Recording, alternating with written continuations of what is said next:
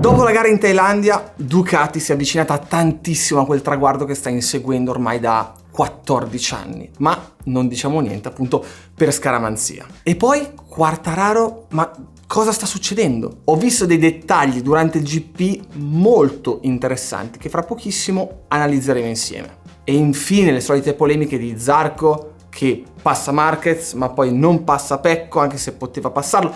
Insomma, ne parliamo tra pochissimo. Prima la sigla, e lo sapete, avete giusto quel tempo minimo per premere sul tasto iscriviti. A voi non cambia nulla, è gratis, a me fa una gran differenza. Cerchiamo di arrivare all'EICMA a 400.000 iscritti. Ce la possiamo fare. Com'è possibile che Ducati in queste condizioni infonda così tanta fiducia ai suoi piloti e sicurezza nella guida e al contrario Yamaha completamente nel pallone, completamente in difficoltà nonostante le gomme siano le stesse, il pilota sopra come corporatura è simile a Bagnaia o Miller, quindi non c'è questa differenza di peso che magari uno schiaccia la gomma e l'altro no. Nonostante l'alfiere Yamaha sia stato ripreso poco, ho notato questa immagine molto significativa. Questa è la sua gomma a fine gara, esattamente quando è rientrato ai box, dopo 20 e passa giri. Invece quest'altra è la gomma di Pecco a 2 giri dal termine. Scusate la qualità, ma ho proprio preso dei frame perché appena le moto si sono fermate i meccanici si sono buttati sopra a coprirle con i vari teli e via dicendo per non far vedere appunto questo degrado gomma agli avversari. La cosa che possiamo dedurre chiaramente è che una gomma ha lavorato e l'altra no. I segni di usura sulla gomma di Pecco sono evidenti, sia sulla spalla sinistra che sulla spalla destra. Su quella di Quartararo invece si vede ancora molto bene l'intaglio e il canale con pochissimo segno di usura. La gomma è lucida. Questo vuol dire che la mescola non si accende e di conseguenza non offre grip. Giustamente i meno esperti staranno dicendo che minchia vuol dire? Ve la faccio breve. L'intaglio molto alto della gomma da bagnato serve oltre che a far defluire l'acqua quando si trova alle pozze e via dicendo, anche per creare movimento e quindi calore nella parte dove abbiamo la mescola, in modo da accenderla per far sì che aggrappi sull'asfalto molto scivoloso. Se lo pneumatico, come lo slick ovviamente, non entra nella sua temperatura ottimale di esercizio, non lavora e con l'acqua è come stare letteralmente sul ghiaccio, perché alla fine sull'asciutto un po' te la cavi, sul bagnato è un incubo. La domanda da $1 milione è: perché nelle prime gare dell'anno, dove abbiamo trovato appunto queste condizioni, Yamaha non era andata male? Quartararo, se vi ricordate bene, era lì davanti. Proprio per questo motivo io escluderei un motivo alla base di costruzione della moto, ma opterei più per un problema di setup che in questo caso hanno dovuto trovare un po' alla cieca. E in questi casi basta avere la moto un attimino più rigida o un pochino più morbida che non se ne esce più. È tutta una concatenazione di eventi. La mescola non si scalda, non riesci di conseguenza a guidare come vuoi guidare tu, non pieghi, quindi la moto non volta. Un casino. Comunque, da quello che ho visto dall'esterno, la moto mi è sembrata più che morbida, rigida, perché aveva pochi movimenti ma molto rapidi, e la gomma così lucida molto spesso è sintomo di un ammortizzatore posteriore che non schiaccia e non dà il tempo allo pneumatico di flettere e quindi acquisire grip. In pratica al primo appoggio di gas va tutto sulla gomma e la moto scarta al posteriore. Al contrario, le Ducati, a vederle, avevano molti più movimenti in staccata, in accelerazione, però al contrario di Yamaha a centro curva voltavano molto di più, riuscivano quindi a rialzare prima, a dare pieno gas ed erano molto più safe, diciamo. E oltretutto questi movimenti permettono al pilota di capire in che situazione è. Sono tutti dati che arrivano al sedere del pilota che capisce cosa sta succedendo, perché molto spesso se non hai queste sensazioni, questi movimenti, sul bagnato tiene fino a un certo punto e poi ti molla. Invece questi continui movimenti sono informazioni fondamentali per capire cosa si sta facendo e man mano aumentare il feeling. A fine gara il distacco tra i due contendenti al titolo, quindi Quartararo e Pecco,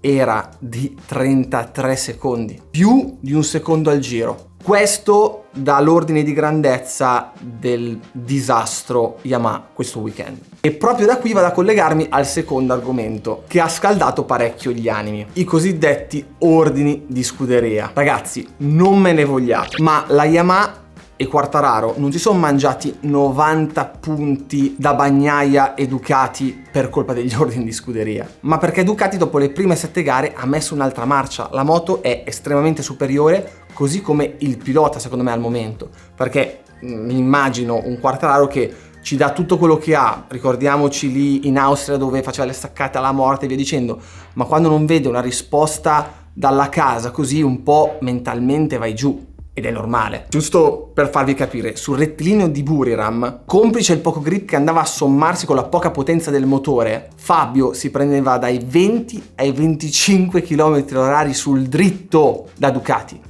25, la differenza che passa tra un 600 e un 1000. Tornando agli ordini di scuderia, in questo caso abbiamo avuto la situazione Zarco, dove ha ribadito che Ducati ha chiesto un occhio di riguardo per Pecco in caso non ci si stesse giocando la vittoria. Se mi buttate giù il primo di marca che si sta giocando il mondiale, diciamo che non è una bella cosa.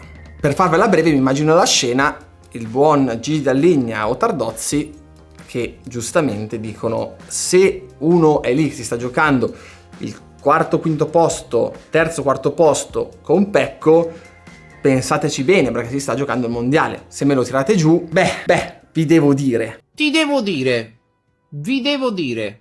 Non è una bella cosa, ma al netto di questo pensate al passato di Zarco, con tutte le situazioni nelle quali si è ritrovato un po' borderline. Ma ve la immaginate una situazione nella quale lui si infila su Pecco e lo tira giù? Cioè, sapete cosa uno si deve subire dopo una roba del genere? Non voglio neanche pensarci. È ovvio che quando è arrivato su Marquez che non si giocano niente, ci prova, si appoggia e va tutto bello liscio come l'olio. E quando invece arriva su Pecco il sederino si stringe un po'. Cioè, dal mio punto di vista, se ci fosse stata quella situazione identica con davanti Quartararo e uno Zarco sopra una Yamaha, si sarebbe comportato nello stesso identico modo. Poi so già, voi dite, ci sono 8 Ducati in pista, è vero, questo è di sicuro un vantaggio, però quante volte nel passato sono successe cose simili non mi ricordo neanche. Non è una colpa di Ducati che ha fatto una moto competitiva e quindi tutti vogliono quella moto lì. È una roba un po' complicata. Andando sugli altri, peccato ancora per Espargarò che si becca un long lap penalty e devo dirvi, ci stava come non ci stava. Secondo me le gare di moto sono questo, abbiamo visto robe molto peggiori, quindi non lo so, fossi stato nello steward panel sarei stato anch'io molto indeciso, perché da una parte si dice vogliamo spettacolo e via dicendo, e poi quando abbiamo un sorpasso un attimino più cattivo subito penalizzati. Ho paura che diventi un po' una situazione come la Formula 1 dove bisogna fare il sorpasso perfetto, dove non bisogna toccarsi. Cioè, ricordiamoci le ultime curve di Jerez. Cioè, non vorrei che quelle cose non si vedessero più, perché è quello il bello. In ogni caso, con queste sfighe più la minchiata del team l'ultima gara, si sono lasciati un bel po' di punti per strada. Sarebbero potuti essere molto più vicini alla lotta per il titolo, soprattutto contando che al momento non sono quelli più in forma. Comunque, come avete visto qui e a Motegi può succedere di tutto in un attimo, quindi l'importante è essere lì a meno di 20 punti. Altra domanda che faccio anche a voi, ma quanto vale il signor Marquez per Honda? Secondo me veramente tanto, anzi più di quanto mi immaginassi, perché questo qui è da 2 gare che è ritornato e in condizioni particolari dove non serve tanto il fisico ha piantato 20 e passa secondi al suo compagno di squadra che, lo sappiamo, sul bagnato non è proprio un fermo. Vuol dire che il tuo livello è un qualcosa di incredibile. Sono proprio curioso di vederlo con una moto competitiva, anche se non si è ancora capito se questa Honda è competitiva solo per lui. Si fa fatica, ne capiremo di più solo nei test e alla prima gara del 2023 e sarà veramente interessante. E secondo me Ducati deve portarsi a casa questo campionato, perché l'anno prossimo sarà dura. E se anche l'anno prossimo se lo lotterà, varrà ancora di più di quello di quest'anno. Tornando a Honda, spero solo che capiscano la fortuna che hanno ad avere quel pilota lì con loro, che nel frattempo sperimentino altre vie per rendere questa moto competitiva veramente anche per altri piloti, anche perché l'anno prossimo, con tutti i cambi che ci saranno, non si può dire che hanno degli scappati di casa, cioè avranno piloti veramente che hanno dimostrato tanto. Vedi Mir, vedi Rins. Quindi, cara Honda, mi raccomando, lavora. Per concludere, Oliveira vince nelle sue condizioni ottimali e Jack Miller ancora una volta podio. E soprattutto motivatore di Pecco pre-gara. Piango perché secondo me hanno trovato un equilibrio tra team, velocità della moto, armonia del gruppo e via dicendo che è raro. veramente raro riuscire a ricreare un qualcosa del genere, soprattutto dopo tanti anni di gestione piloti difficile, tipo giusto per dire un anno la situazione Iannone Dovizioso. Noi ci divertivamo come dei pazzi, però vedere Iannone che mi cannona Dovizioso all'ultima curva in Argentina, vedere le facce nei box no buono. E l'anno prossimo non dico che c'era quella tensione come con Iannone Dovizioso, mettiamola così, per noi sarà molto più divertente, per chi dovrà gestirli un po' meno. Bene, vi aspetto a Imola per l'ultima gara di campionato, dobbiamo chiudere in bellezza il 9 ottobre, dato che me lo chiedete un sacco di volte quando metto le date, i biglietti si comprano lì direttamente, cioè andate lì proprio, comprate il biglietto, semplice, niente di difficile, ticket one, andate lì e comprate il biglietto. Infine ho aperto il canale Telegram non solo per le comunicazioni di servizio, ma anche per far sì che diventi una community dove potete parlare, potete scambiarvi opinioni, discutere sui risultati delle gare, insomma tutto, ovviamente nei limiti del possibile. E inoltre, come ho già fatto, metterò delle clip in esclusiva prima che escano i video, vi dirò delle informazioni di servizio molto importanti perché lì sono proprio i miei fedelissimi, quindi faccio un esempio,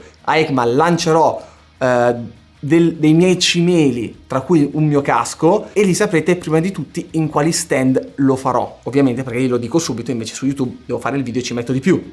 Quindi andate su Telegram a iscrivervi, vi lascio qui sotto il link, non c'è bisogno di dirlo, ovviamente a Telegram ci si iscrive gratis. Quindi come al solito gas e ci vediamo al prossimo video.